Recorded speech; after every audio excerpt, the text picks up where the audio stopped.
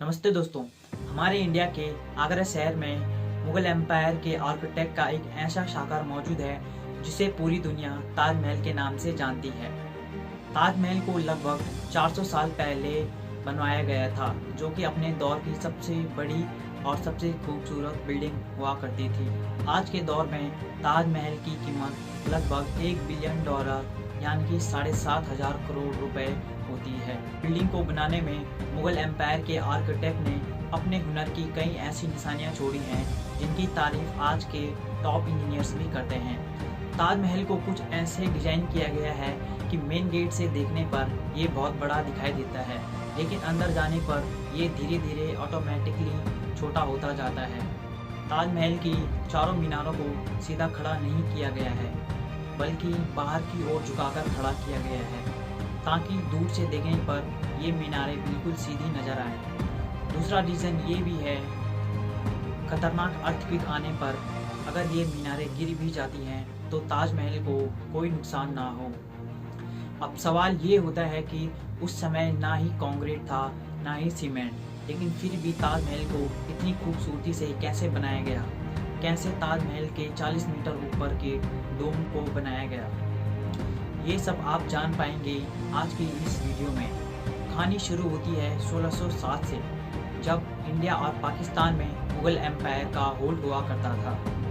मुगल शहंशाह जहांगीर के सबसे छोटे बेटे शहाबुद्दीन मोहम्मद खुर्रम के 15वें जन्मदिन पर आगरा फोर्ट में एक आलीशान पार्टी रखी गई थी। इसी जन्मदिन पर मुगल शहंशाह ने अपने बेटे खुर्रम की शादी अपने वकील की बेटी से करा दी, जिन्हें हम मुमताज महल के नाम से जानते हैं। अगले 10 सालों तक खुर्रम ने कई लड़ाइयाँ लड़ी और उनमें जीत भी हासिल की। इससे खुश होकर जहांगीर ने खुर्रम को शाहजहां की उपाधि दी, जिसका मतलब होता है दुनिया का बादशाह।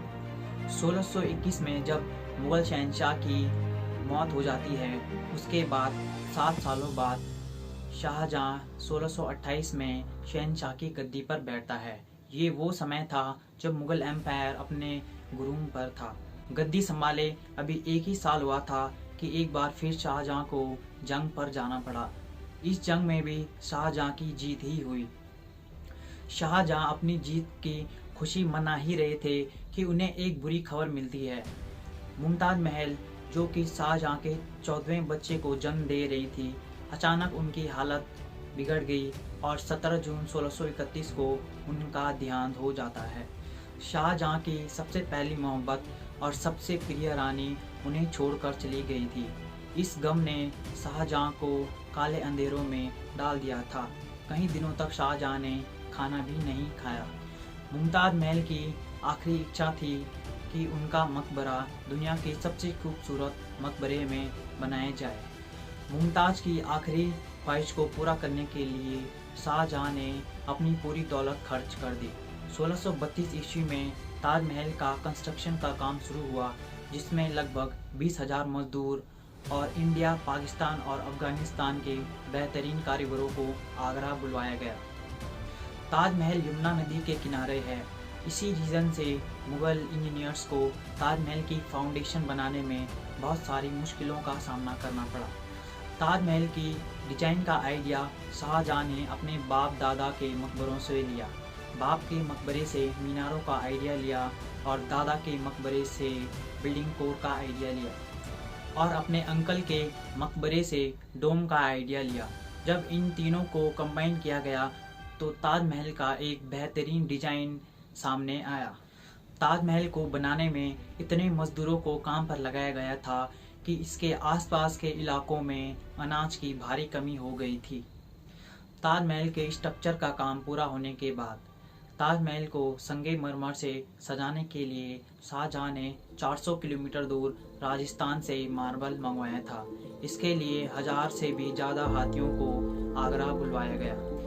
ताजमहल के ऊपर बनाया गया डोम सिर्फ पत्थर और मुगल इंजीनियर्स की सटीक कैलकुलेशन से ही बनाया गया, जिसकी तारीफ आज के इंजीनियर्स भी करते हैं।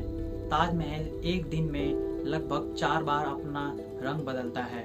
सूरज निकलने से पहले ये काला दिखाई पड़ता है, जबकि सूरज निकलने के बाद ये लाइट येलो और पिंक कलर का दिखाई पड़ता है, जबकि दोपहर के समय ये सफ़ेद कलर और सनसेट के बाद ये पूरा गोल्डन कलर का दिखाई पड़ता है।